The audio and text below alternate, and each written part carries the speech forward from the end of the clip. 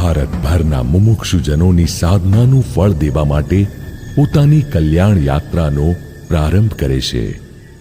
વનમાં રહેલા પશુ પક્ષીઓ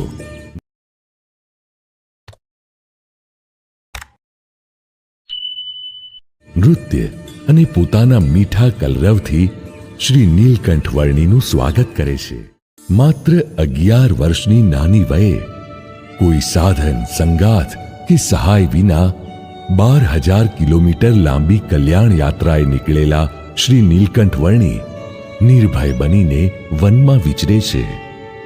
સૌ પ્રાણી માત્રમાં વ્યાપક રૂપે વિરાજમાન પરબ્રહ્મ આજે સાકાર રૂપે તેમની વચ્ચે વિચરે છે. ઘરેથી નીકળ્યા તેને 1 વર્ષ અને 43 દિવસ પૂર્ણ થયા છે.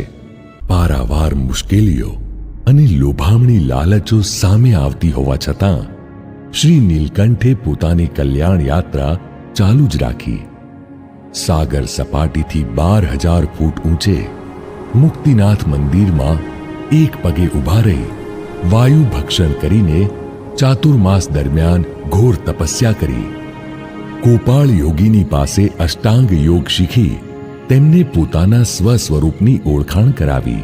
મહાતાંત્રિક તિબેટ વગેરેને પરાસ્ત કરી લોકોને નિર્ભય કર્યા. સમગ્ર દક્ષિણ ભારતના પવિત્ર તીર્થોમાં ફરતા ફરતા નીલકંઠ ગુજરાતમાં આવી પહોંચ્યા. અનેક પાપના પર્વતોને તીર્થ સ્વરૂપ બનાવીને શ્રી નીલકંઠ વર્ણી લોજ ગામે સદગુરુ શ્રી રામાનંદ સ્વામીના આશ્રમે પધારે છે. ઉદ્ધવ અવતાર શ્રી રામાનંદ સ્વામી થકી પીપલાણા ગામમાં દીક્ષા પામી જેતપુરમાં ઉદ્ધવ સંપ્રદાયની ધર્મધુરા સંભાળે છે.